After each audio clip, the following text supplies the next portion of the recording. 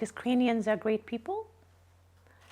You've got a lot of nature still preserved, and as I am a champion of people and nature, so it makes a lot of sense for me to be in a place where I get both. Like I get my outings, my natural urges are being fulfilled, but I also get to work with a lot of good people.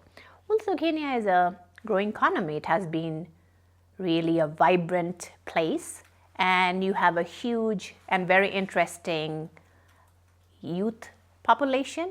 Africa generally does. And because a big part of my work always has been with young people, it just excites me to be here.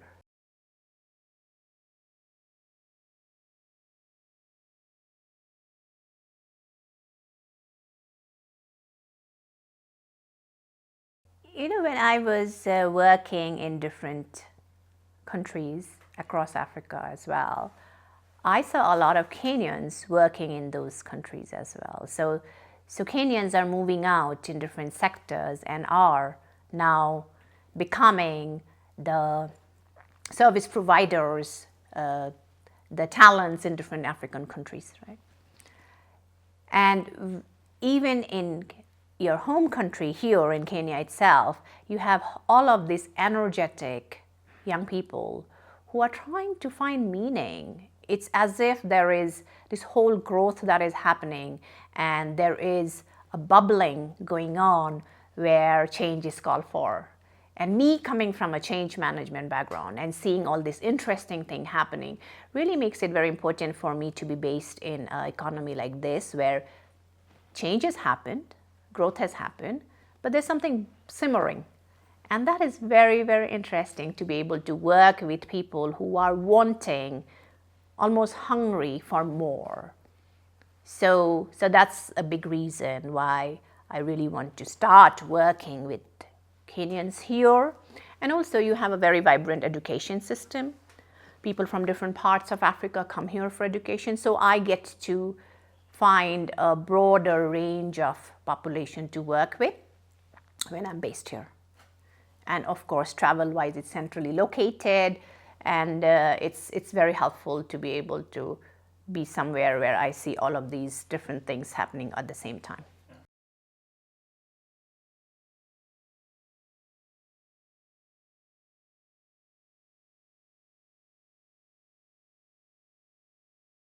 My understanding of the young people and what we have seen and what research is also saying is that the Gen Zs are not just hungry for external things. The hunger is for things which are sustainable. They're conscious about environment. They are looking at meaning in life. It's not just external things that the millennials are looking for. No. They are different. That's a different generation. And that's what draws me to them, because this is the generation I care about. These are the values I carried living through my life, where we saw meaning in doing something beyond just material things. So vanity is something that I see it as something that is inside us. It comes from your confidence. It comes from your ability to present yourself in the best that you think you are the best. It doesn't necessarily have to do the outward external props. So it's a very, very interesting concept where it has a connotation which can be looked at something external, where you're surrounding yourself with a lot of material goods, then you're hungry for a lot of material goods. That's not what we are talking of. We are talking of your inner glow.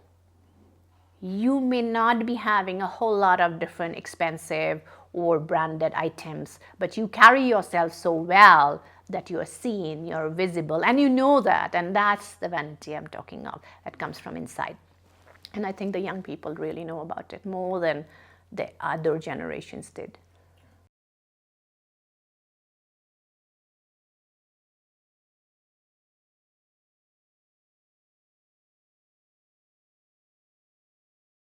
I think the first thing is what I started doing. I think more parents, other teachers, schools, other institutions should do is listen to them.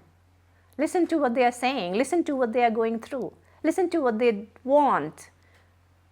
rather than imposing what you wanted in your life and maybe you couldn't fulfill, and now we are imposing it. No, that's not how it works. Find out, and they will give you back the fulfillment that you are looking for from them because you're asking. So for me, that's very important, rather than us going and saying what they should do, where they should focus, how. It's more about listening to them and saying, yes, I know what you're talking of. I understand you, and we will make sure we make space for you. Like in the workspace, there has been quite a bit of differences between management or supervisors and young people joining in, right? So there's this whole work culture which is not matching. So recently I was talking to someone and saying, who is young enough, must be in like mid-40s. So yeah, young enough, I would say. And he was saying that it's so difficult to work with young people these days because they don't seem to understand. And my thing was that they are the future. We better understand them and find workspace that is suitable for them, rather than saying that they should follow our patterns. Maybe their pattern is better than ours. So having that kind of a attitude, mindset, where we are bringing them on board as they are. And there's a reason why they are what they are.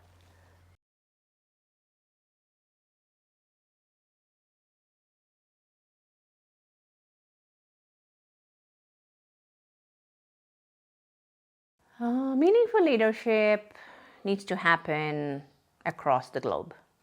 We see a lot of situations right now which calls for more meaningful leadership and peaceful leadership, as I call it.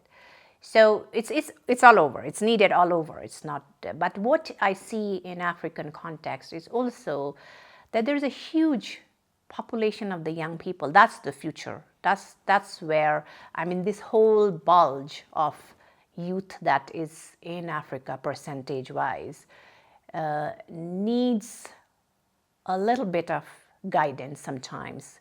Because while there is a whole layer of young people, the Gen Zs, who are thinking about meaning in life, thinking about sustainability, thinking about different ways of working, and they are all very fast and all of that, they are quick and they can really understand stuff. There's also the reality that if the economic conditions don't work, then sometimes even food becomes an issue.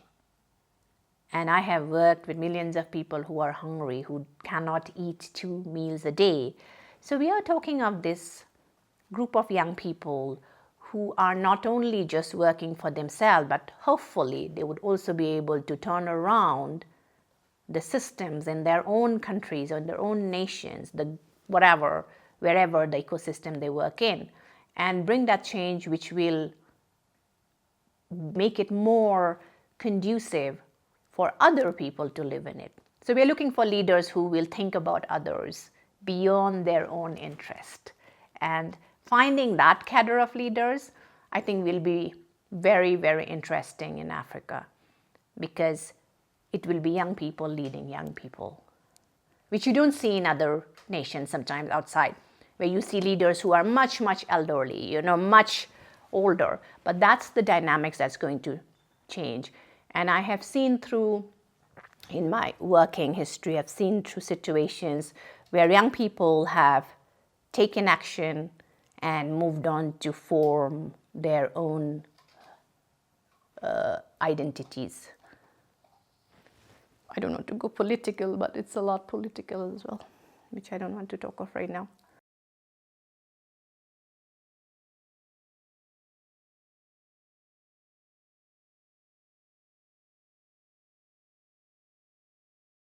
When I was trained in leadership back then, not just when I did my the MBA in the US, also later when my organization sponsored me, I was very lucky to be sponsored to go to different globally recognized training institutes to get exposure in leadership. And that kind of leadership is a way where you have a different way of managing. in the sense we are trying to manage in a way or lead in a way which is sometimes seen as more top down. Like we are at the top and we are managing the bottom. Now, in our context in Africa or Asia, we are community-driven people. We have lived and survived. We still do. We draw into our communities, into our families. That's who we are. So what I'm trying to get in is that this philosophy of community-driven and the philosophy of hardcore performance and numbers, and I'm trying to bring them together in this leadership concept.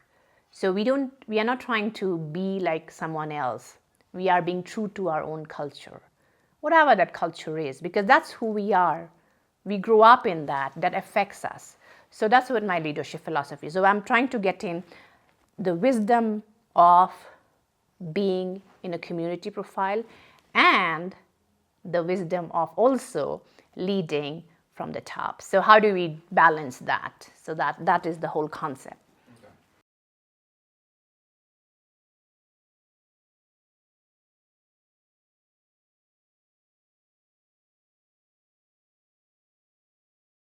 So I think there is a whole lot of, what do you call it? Let me call it a hunger for power, right? So there's so much that I want to be at the top, and it is such an addiction, power, that sometimes we just want to hold on to that power and not give away or not be, not bring in the humility to let others grow. But that's not the leadership as we see or we want to see. We want to see a leadership which is enabling, which is letting other people grow, not crushing them off. So where it comes from is probably a two-way situation where sometimes we are also rewarding those kind of behavior. We're rewarding that kind of leadership, that kind of power, and maybe not questioning enough. So it's time, it's already happening, where the young people are questioning this kind of leadership. But now how do we support the young people to come out with their own approach in leadership, with their own way of looking at it? Because otherwise the examples that are set are the very examples they today don't want to follow, but do they have any other example to look at? So can we groom a team of leaders or a cadre of leaders who would start thinking differently? Because it's a movement. I see my parent and I become like my parent, even if I don't want to become like, because I'm getting influence. Same with leadership. I see our leaders and I become like them eventually when I get the seat, because I know no other way. So let's show them a different way. So that's what it is all about.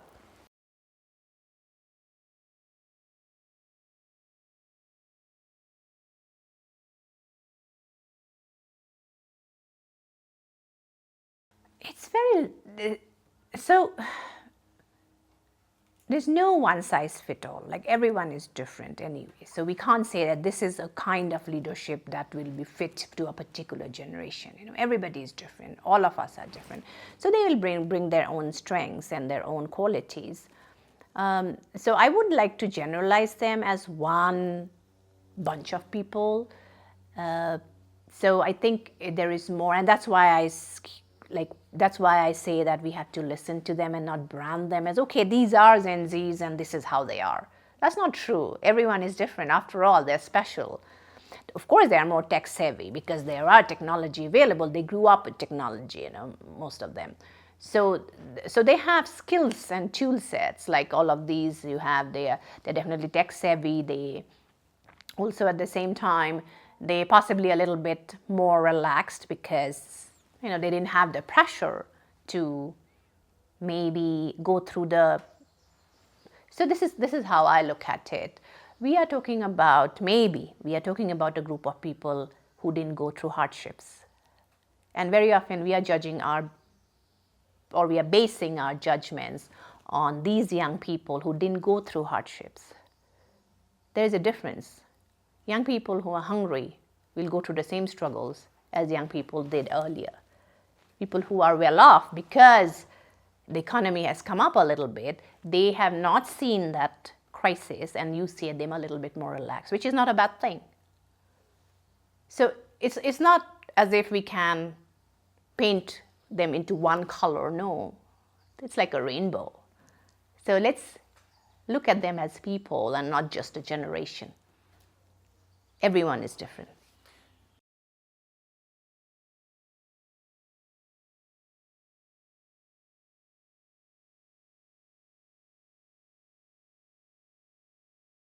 I definitely think there's an advantage because many of these young people were groomed by their parents in a way where, yes, they were exposed to education, they were sent to school, and they didn't go through the same challenges that their parents went through. And of course, the technology and availability of different kind of information today, which is readily available.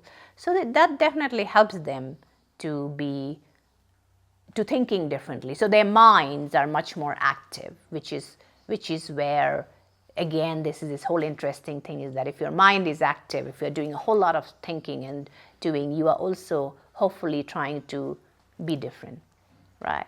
So that's definitely a difference, a huge difference from earlier leaders, where it was more straightforward. This is how you go, and this is your road. Now, because of the availability of information, we all know that there's not just one road I could do in many ways. I see many things. I listen to many things. So yeah, definitely, that's true.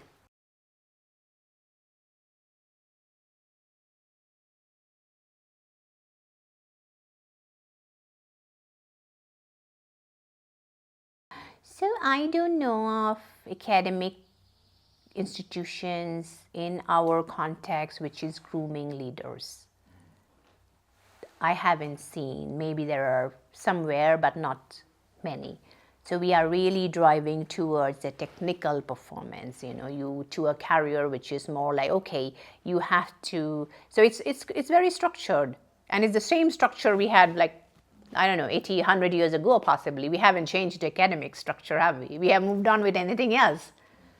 But the school system, the university systems are the same. We have not moved on with the system, not much. Yeah, maybe we are now using more, like e-learning. Curriculum. Yeah, all of that, but nothing has changed. We are not grooming our young people or our students to move into this new world. We are still holding them accountable to their, their subjects and their marks, and trying to put them in that system of daily kind of academic routine without giving them enough time to reflect, pause, and share. Because, mind you, we all know that we are all exposed with knowledge. The young people they already have it. So by just blinding them, it's like blinkers on a horse. You're blinding them and pretending that there's no information there, and that this is it. You do your, whatever, English, science, maths, this and that, and that's it. No, there is a world out there, and you are trying to filter it. So that's not how it works. So I have not seen that holistic education that calls for. Our systems have not moved on. So that's one reason why I want to really influence the schools and the academy to think differently.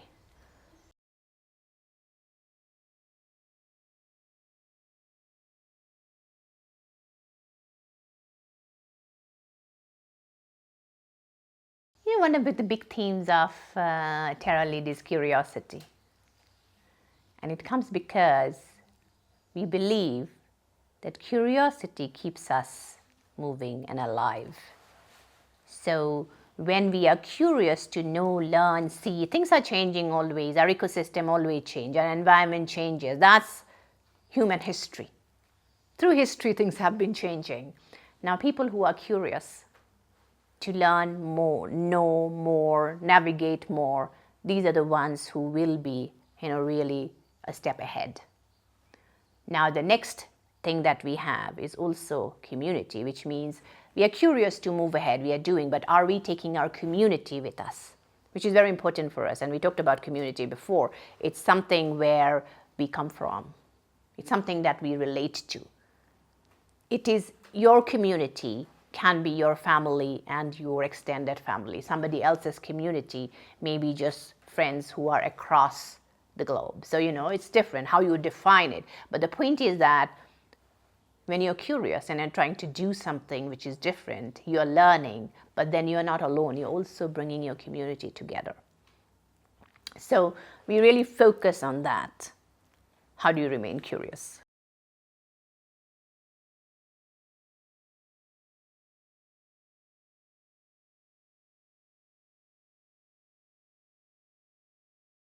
I think historical leadership could get away by the power and control factor. Because there's so many unknowns. I say something to you and you believe me because that's all I hear. Today, I will not believe you because the tenor voice is telling different things.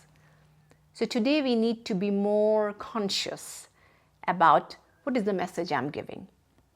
And is that message coming really from me? Is it what I'm trying to say? And if it is authentic, some people will follow you anyway because you're showing up as a leader and you do have skills. But it's not granted that people will flock into one particular idea. So how do you make any idea into a movement? How does it become a movement? Right? So it's different now. It's no longer a monopoly because there are different theories, there are different practical experiences happening, and it has a positive and a negative. Sometimes when you're listening to just one person or one group of people and you're following, it can even keep a level of peace. But that's not the reality anymore. We can't go back to a historical situation. Today, we are flooded with information. Too much sometimes. Sometimes it may be even gray, that information. So how are we collectively learning to, just understand which information is for me and which is not for me?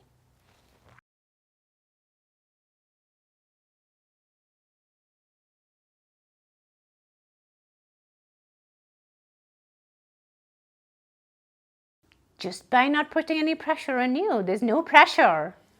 We put pressure on ourselves and our society is putting, but there's no pressure. And go out and have fun in a way that is healthy, that's not harming you and others.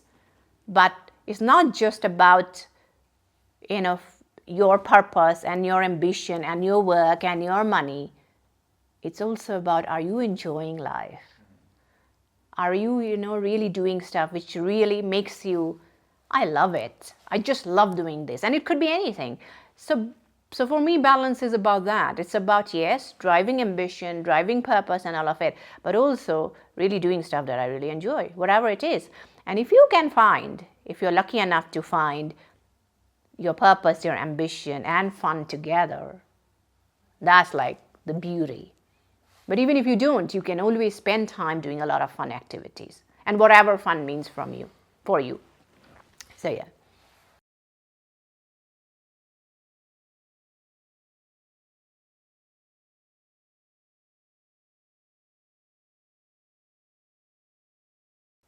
I don't think everyone can be an institution builder. People need to be in jobs as well and be happy in jobs. So I think while some of us can move ahead and start an institution, again, there's no pressure that everyone has to, because to run an institution, you need people to do their jobs well. So it's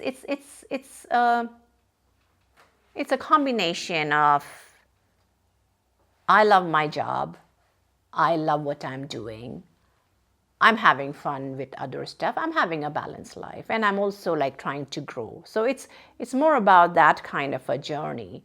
And then if I feel like, or if I'm motivated enough, or I really find it interesting, I may also start an institution.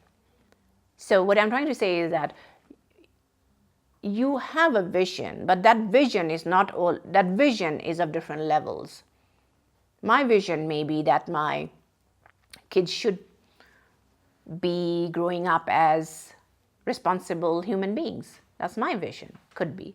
And someone else's vision may be that I want to build this whole new way of revolutionizing travel in Africa or something like that. So it's all to us.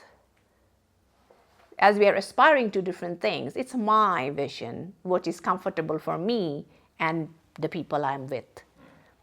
So there's not one particular thing that you need to do necessarily.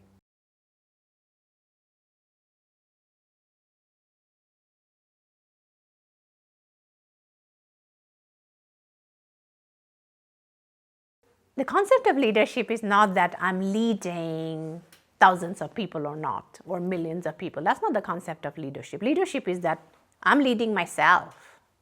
So everyone is a leader in that sense. You're leading yourself. You're leading your life. You're leading people you love, or you're enabling them to be whatever, grow. So it's not about the whole concept that, okay, I am actually on the top of the mountain and I'm leading everyone below me. No, it's not like that. Each of us are leaders in our own way. And that is very key to understand this concept, because it's not about just having a lot of followers or not. It's about being at peace with yourself. So that's the concept of leadership. Once you have that, you may have 10 followers or not. You may have just one follower. You may have millions. That's the second part. The first stuff is that you are always a leader. You're always leading. You're always taking decisions. You're always making choices in your life, in all our lives. So we are always showing characteristics of leadership. So that's the concept. So we don't have to necessarily think, am I a follower and a leader? I am a leader because I'm leading a whole lot of stuff. I'm leading my life. I'm living. I want to live well. Now, how do I live well? Do I want to have 10,000 followers or just want to have my own family being taken care of? That's my choice. So that's where it is. But wherever I am, where I'm leading 10,000 people, or I'm leading 1 billion people, or I am just being there for my family, I still need to have the same characteristics. Whether I'm a parent, I'm an employee, or I am a CEO employee, or I'm just an entrepreneur, or I'm a political leader. The concepts are the same. So who am I? I am a person who really believes in a lot of values. I'm also a person who's practical. So while I have my principles and my values, I'm also always trying to find practical ways to deliver on my principles.